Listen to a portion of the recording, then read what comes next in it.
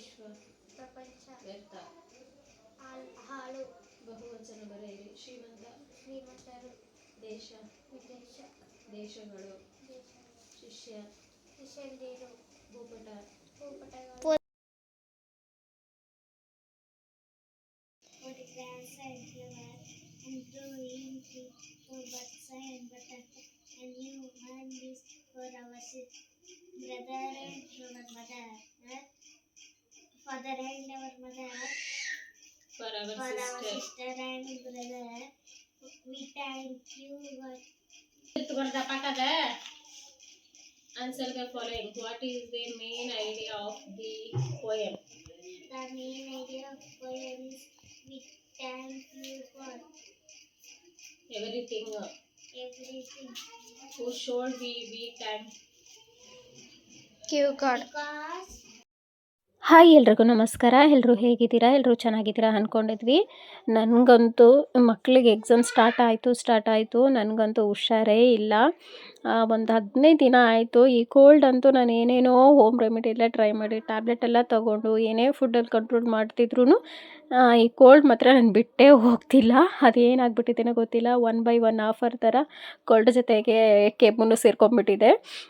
Cold ಕೆಮ್ಮು ಇವಾಗ ಹೇಗೆ ನಮ್ಗೆ ಏನೇ ಹುಷಾರಿಲ್ಲ ಅಂದ್ರೂ ಮಕ್ಳಿಗೆ ಮಾತ್ರ ಆ ಟೈಮಿಗೆ ಇವಾಗ ಎಕ್ಸಾಮ್ ಟೈಮಲ್ಲಂತೂ ಮಲ್ಗೋಕ್ಕೆ ಆಗಲ್ಲ, ರೆಸ್ಟ್ ಮಾಡೋಕ್ಕಂತೂ ಆಗೋದೇ ಇಲ್ಲ. ಇನ್ನು ಈ ಟೈಮಲ್ಲೇ ಒಂದು ಸ್ವಲ್ಪ ಬೇಗನೆ ಎದ್ಬಿಟ್ಟು ಅವ್ರಿಗೆ ಟಿಫನು ಆಮೇಲೆ ಓದಿಸೋದು ಎಲ್ಲ ಮಾಡಬೇಕು. ಬೆಳಗ್ಗೆನೇ ನಾನು 6 ಗಂಟೆಗೆಲ್ಲ ಎದ್ದೇಳಿಸ್ಬಿಟ್ಟು ಒಂದು 2 ತಾಸುವರೆಗೂ ಇವ್ರಿಗೆ 9:45ಗೆ ಸ್ಕೂಲು. 6 ಗಂಟೆಯಿಂದ 8 ಗಂಟೆವರೆಗೂ ಇಬ್ರಿಗೂ ಓದಿಸ್ಬಿಟ್ಟು ನಮ್ಮ ಸಾಧನಾಗೇನು ಬೆಳಗ್ಗೆ ಟೈಮಲ್ಲಿ ಓದಿಸಲ್ಲ, ಅವಳು ಹಠ ಮಾಡ್ತಾಳೆ ಅಂತೇಳ್ಬಿಟ್ಟು ನೈಟೇ ಒಂದು ಸ್ವಲ್ಪ ಓದಿಸ್ಬಿಟ್ಟಿರ್ತೀನಿ ಅಷ್ಟೇ. ಏನು ಇವರಿಬ್ಬರಿಗಷ್ಟೇ ನಾನು ಓದಿಸಿರ್ತೀನಿ. ಆಮೇಲೆ ಒಂದು ಸ್ವಲ್ಪ ಬ್ಲೆಸ್ಸಿ ಮಾತ್ರ ಕೇಳಿರ್ತಾಳೆ ಅಷ್ಟೇ. ಆ ಮಕ್ಕಳಿಗೆಲ್ಲ ಓದಿಸ್ಬಿಟ್ಟು ಅವ್ರಿಗೆಲ್ಲ ರೆಡಿ ಮಾಡಿಸ್ಬಿಟ್ಟು ಬೆಳಗ್ಗೆ ಇಡ್ಲಿ ಸಾಂಬಾರು ಚಟ್ನಿ ಮಾಡಿದ್ದೆ. ಟಿಫನ್ ಏನು ತಗೊಂಡೋಗಲ್ಲ ಇವಾಗ ಬಾಕ್ಸಿಗೆ. 12:30ಗೆಲ್ಲ ಬಂದುಬಿಡ್ತಾರೆ. ಆ ಮಕ್ಕಳನ್ನೆಲ್ಲ ಕಳಿಸ್ಬಿಟ್ಟು ಒಂದು ಸ್ವಲ್ಪ ಕೋಲ್ಡಿಗೆ ಈ ಒಣಮೀನು ತಿಂದರೆ ಚೆನ್ನಾಗಿರುತ್ತೆ ಅಂತ ಹೇಳ್ಬಿಟ್ಟು ಒಣಮೀನು ಸಾರು ಮಾಡ್ತಾಯಿದ್ದೀನಿ. ತುಂಬಾ ಚೆನ್ನಾಗಿರುತ್ತೆ ನೋಡಿ. ಇದಕ್ಕೆ ನಾನು ಒಂದು ಸ್ವಲ್ಪ ಬದನೆಕಾಯಿನೂ ಮಿಕ್ಸ್ ಮಾಡ್ತಾಯಿದ್ದೀನಿ. ಬದನೆಕಾಯಿ ಒಣಮೀನು ಹಾಕಿಬಿಟ್ಟು ಒಣಮೀನು ಸಾರು ಮಾಡಿಕೊಂಡ್ರೆ ಸಕ್ಕ ಟೇಸ್ಟಿಯಾಗಿರುತ್ತೆ. ಮುದ್ದೆಗಂತೂ ಒಳ್ಳೆ ಕಾಂಬಿನೇಷನು, ಸೂಪರಾಗಿರುತ್ತೆ. ಯಾರಾದರೂ ಮಾಡಿಲ್ಲ ಅಂದರೆ ಖಂಡಿತವಾಗಿ ಈ ಥರ ಮಾಡಿ. ಒಂದು ಕಡಾಯಿ ಇಟ್ಕೊಂಡು ಕಡಾಯಿಗೆ ಒಂದು ಸ್ವಲ್ಪ ಎಣ್ಣೆ ಹಾಕಿ ಈರುಳ್ಳಿ ಕಟ್ ಮಾಡಿ ಹಾಕಿ ಚೆನ್ನಾಗಿ ಈರುಳ್ಳಿ ಫ್ರೈ ಆಗಿದ್ಮೇಲೆ ಶುಂಠಿ ಬೆಳ್ಳುಳ್ಳಿ ಪೇಸ್ಟ್ ಹಾಕ್ಕೊಂಡಿದ್ದೀನಿ. ತುಂಬ ಈಸಿಯಾಗಿ ತುಂಬ ಕ್ವಿಕ್ಕಾಗಿ ಮಾಡ್ಕೊಬೋದು. ಟೇಸ್ಟ್ ಅಂತೂ ತುಂಬಾ ಚೆನ್ನಾಗಿರುತ್ತೆ. ನಾನು 1/4 kg ಬದನೆಕಾಯಿನ ತೊಗೊಂಡಿದ್ದೀನಿ. ಒಂದು ಸ್ವಲ್ಪ ಹುಣಸೆ ನೆನೆಸಿಟ್ಕೊಬೇಕು. ಮುಂಚೆನೇ ಒಂದು ಸ್ವಲ್ಪ ನೆನೆಸಿಟ್ಕೊಂಡ್ರೆ ಸಾಕು. ಶುಂಠಿ ಬೆಳ್ಳುಳ್ಳಿ ಪೇಸ್ಟ್ ಚೆನ್ನಾಗಿ ಫ್ರೈ ಆಗಿದ್ಮೇಲೆ ಚಿಕ್ಕ ಚಿಕ್ಕದಾಗಿ ಕಟ್ ಮಾಡ್ಕೊಂಡಿರುವಂಥ ಟೊಮೊಟೊವನ್ನು ಹಾಕ್ಕೊಳ್ಳೋಣ. ಒಂದು 4 ಟೊಮೊಟೊವನ್ನು ಹಾಕ್ಕೊಂಡಿದ್ದೀನಿ. ಟೊಮೊಟೊನು ಆಮೇಲೆ ಸ್ವಲ್ಪ ಹುಣಸೆಹಣ್ಣು ಜಾಸ್ತಿ ಇದ್ದರೆ ಚೆನ್ನಾಗಿರುತ್ತೆ ಟೇಸ್ಟು. ಒಣಮೀನಿಗೆ ಒಂದು ಸ್ವಲ್ಪ ಹುಳಿ ಖಾರ ಜಾಸ್ತಿ ಇದ್ದರೆ ತುಂಬ ಚೆನ್ನಾಗಿರುತ್ತೆ.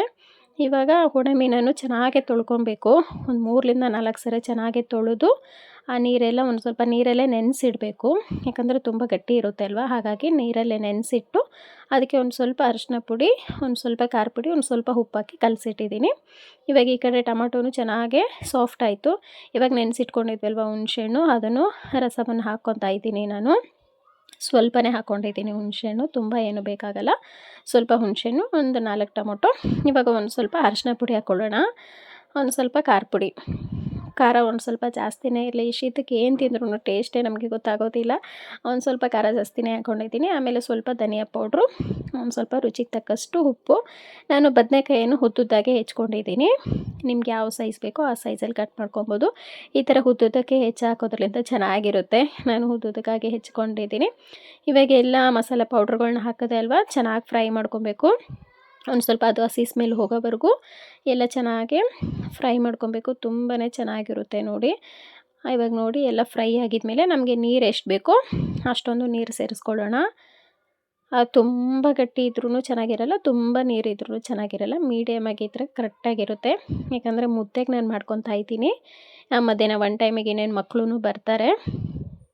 ಇವಾಗ ಕಟ್ ಮಾಡ್ಕೊಂಡಿರುವಂಥ ಬದನೆಕಾಯಿ ನಾನು ಒಂದು ಸ್ವಲ್ಪ ಉಪ್ಪು ನೀರಲ್ಲಿ ನೆನೆಸಿಟ್ಟಿದ್ದೆ. ಯಾಕಂದರೆ ಅದು ಹಾಗೆ ಇಟ್ವಿ ಅಂದರೆ ಬ್ಲ್ಯಾಕ್ ಆಗಿಬಿಡುತ್ತೆ. ಬದನೆಕಾಯಿ ಯಾವಾಗಲೂ ಕಟ್ ಮಾಡಿಕೊಂಡ್ರೆ ಒಂದು ಸ್ವಲ್ಪ ಉಪ್ಪು ನೀರಲ್ಲಿ ಹಾಕಿಡಬೇಕು. ಇವಾಗ ಕಟ್ ಮಾಡ್ಕೊಂಡಿರುವಂಥ ಬದನೆಕಾಯಿ ಎಲ್ಲ ಹಾಕಿಬಿಟ್ಟು ಒಣಮೀನು ನಾವೇನು ಉಪ್ಪು ಖಾರ ಅರಿಶಿನ ಪುಡಿ ಹಾಕಿ ಕಲಸಿಟ್ಟಿದ್ವಿ ಅಲ್ವಾ, ಅದನ್ನು ಸೇರಿಸ್ಕೊಳ್ಳೋಣ. ಆ ಬದನೆಕಾಯಿ ಒಣ ಮೀನೆಲ್ಲ ಹಾಕಿಬಿಟ್ಟು ಒಂದು ಸರಿ ನೀಟಾಗಿ ಮಿಕ್ಸ್ ಮಾಡೋಣ. ನೋಡಿ ಇಷ್ಟೊಂದು ನೀರಿದ್ದರೆ ಕರೆಕ್ಟ್ ಆಗುತ್ತೆ. ಒಂದು ಸ್ವಲ್ಪ ಕುದ್ದಾಗಿದ್ಮೇಲೆ ಗಟ್ಟಿ ಆಗಿಬಿಡುತ್ತೆ. ತುಂಬಾ ಚೆನ್ನಾಗಿರುತ್ತೆ ಮುದ್ದೆಗಂತೂ. ಒಣ ಮೀನು ಸಾರು ಯಾರಾದರೂ ಮಾಡಿಲ್ಲ ಅಂದರೆ ಮಾಡಿ. ಇವಾಗ ನೋಡಿಬಿಟ್ಟು ಒಂದು ಸ್ವಲ್ಪ ಉಪ್ಪು ಹಾಕ್ಕೊಳ್ಳೋಣ. ನಾನು ಒಣ ಮೀನಿಗೆ ಒಂದು ಸ್ವಲ್ಪ ಉಪ್ಪು ಹಾಕಿದ್ದೆ, ಹಾಗಾಗಿ ಇವಾಗ ನೋಡ್ಕೊಂಬಿಟ್ಟು ಒಂದು ಸ್ವಲ್ಪ ಉಪ್ಪು ಹಾಕ್ಕೊಳ್ಳೋಣ. ಇವಾಗ ಒಂದು ಸರಿ ಎಲ್ಲ ಮಿಕ್ಸ್ ಮಾಡಿಬಿಟ್ಟು ಒಂದು ಪ್ಲೇಟ್ ಹಾಕಿ ಮುಚ್ಚಿಡೋಣ. ಒಂದು 15 ನಿಮಿಷದಿಂದ 20 ನಿಮಿಷವರೆಗೂ ಲೋ ಫ್ಲೇಮಲ್ಲಿ ಇಟ್ಬಿಟ್ಟು ಚೆನ್ನಾಗೆ ಬೇಯಿಸ್ಕೊಂಡ್ರೆ ಆಯಿತು. ತುಂಬ ಟೇಸ್ಟಿಯಾದ ಒಣ ಮೀನು ಸಾರು ರೆಡಿ ಆಗಿಬಿಡುತ್ತೆ.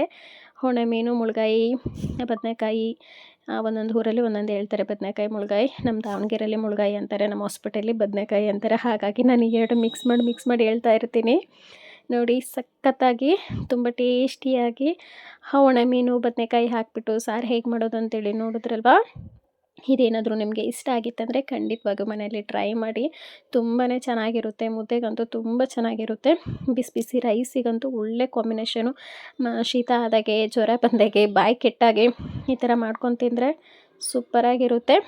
ಇಷ್ಟ ಏನಾದರೂ ಆಗಿದರೆ ಕಮೆಂಟ್ ಮಾಡಿ. ಗೀತಾ ಫ್ಯಾಮಿಲಿ ಚಾನಲನ್ನು ಯಾರಾದರೂ ಸಬ್ಸ್ಕ್ರೈಬ್ ಮಾಡ್ಕೊಳ್ದೆ ನೋಡ್ತಾ ಇದ್ದರೆ ಸಬ್ಸ್ಕ್ರೈಬ್ ಮಾಡ್ಕೊಳ್ಳಿ. ಪಕ್ಕದಲ್ಲಿರುವಂಥ ಬೆಲ್ ಐಕನನ್ನು ಒತ್ತಿ. Thanks for watching video. ಮತ್ತೊಂದು ಲಾಗ್ ಒಟ್ಟಿಗೆ ನಿಮ್ಮೊಟ್ಟಿಗೆ ಸಿಗ್ತೀನಿ.